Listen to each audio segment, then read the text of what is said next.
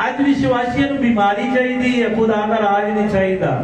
अज विश्वासियों को ऐश प्रस्ती चाहिए, खुदा का राज नहीं चाहिए। तेरा राज आवे, तेरी मर्जी जिस तरह स्वर्ग विच पूरी हुंदी है वैसे जमीन ते भी होवे। तेरा राज आवे, कितना राज उहदा आवेगा। जब खुदा के हत्थां दे विच तुसीं आंदे हो, समझ लेना कि खुदा दा राज मेरे जीवन विच आ गया।